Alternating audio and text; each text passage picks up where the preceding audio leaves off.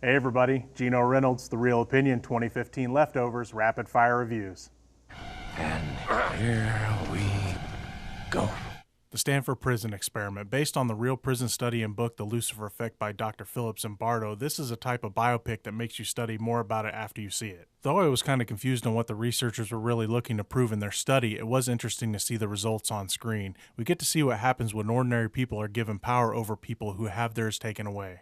I did feel like they didn't show enough of the guards that were following the rules and giving more focus to the ones that were abusive to the prisoners. This is a slow but somewhat interesting look at a true event. Heist. Think of this movie as John Q but on a bus. For the most part, this is a pretty by-the-numbers story with a few good twists here and there. The plot is about a father who steals from his former boss to pay for his daughter's life-saving surgery. Other than Jeffrey Dean Morgan, who makes this one watchable, most of the other characters are pretty one-dimensional. I did enjoy Morgan's scenes with Robert De Niro, but they were too few to add a lot of weight to the plot. Also, a lot of the dialogue is pretty terrible. While not a must-see or anything, it would make a good freebie when it shows up on Netflix. The Lion Guard, Return of the Roar, a set-up short film for the Disney Channel. If you can stand the spotty, non-hand animated art, the songs that try to be the originals, and the mostly non-returning voice cast playing classic characters, and this one is still mostly average. It's too bad because the idea is a good one, especially the backstory of Scar having led the Lion Guard into ruin.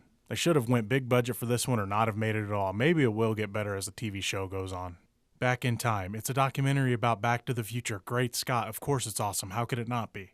Mississippi Grind. This is an interesting movie about two gamblers going on a gaming trip down the Mississippi River from St. Louis to New Orleans. Don't expect just another gambling movie with this one. Though the plot does have the gambling element, it is more of a character study of two different types of gamblers. Both men have a lot to learn about who they are as they make their way south. Also, both of them have their fair share of secrets as well. The characters and story will keep you interested the whole way through. The plot keeps you on edge and you won't know how things will turn out until the river has been dealt, which is the way it should be. Bonus review, Star Wars The Force Awakens, fourth time, still awesome. Oh, and down with Avatar. 99 Homes, one of the best movies from last year's Eberfest. This film starring Andrew Garfield and Michael Shannon is an unapologetic and gritty look at corporate greed. Garfield plays a single father who loses his home to the banks only to turn around and work for the very man that took his home. He has good intentions for taking the job at first, but you know what road is paved with good intentions. Garfield plays the role of the conflicted character brilliantly. Michael Shannon is scary as the ruthless real estate tycoon, but there is no surprise there. This is a very tense film and is well worth your time, but remember, it's only just one guy's opinion.